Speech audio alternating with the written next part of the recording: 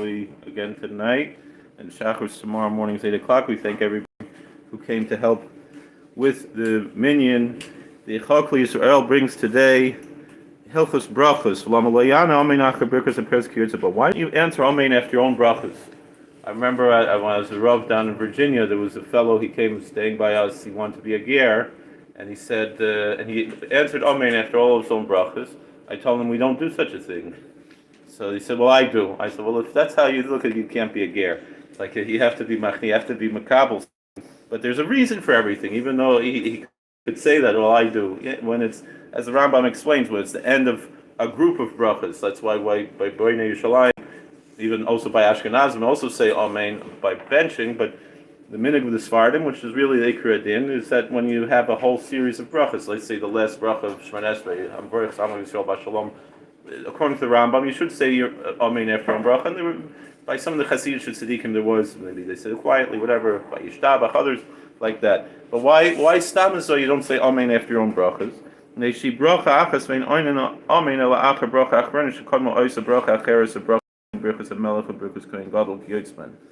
So as far as saying Amen after your own bracha, it's only when it's, like we said, a series of brachas. The examples he gives is the brachas of the king or Kohen Gadol would say in the Beis Hamikdash. So what's the purpose of that saying at the end of that series of brachas? Is to show that the series of brachas have come to an end. Otherwise, people might not know.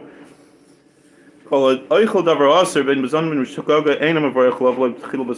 Rambam's opinion is, and which seems to be the Ikra Din, the Halachah, is that if you eat something that's not kosher, whether on purpose or by accident, now how do you know by accident? It's not. You don't say a bracha in the beginning and the end. I guess at the end you would know maybe already.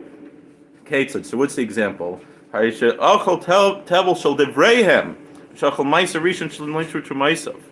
So even if it's something that's questioned whether or not Meiser was taken from a Suffolk Dirabanan, it's already something that's considered enough that it's not kosher that you wouldn't say a bracha on it.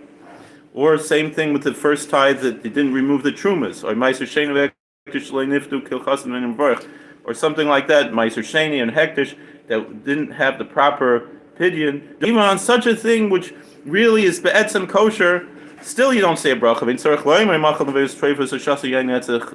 And if that's the case, says the Rambam, you don't even need to mention if you eat non-kosher meat, whether it was killed improperly, or the lungs are not, or there's some kind of illness, or you drink unkosher wine, or something like that. For sure, you don't make a bracha before or after eating something like that. Now, the question is, what if you wash on kosher bread and you eat something else in the middle? Could you still bench at the end, whatever?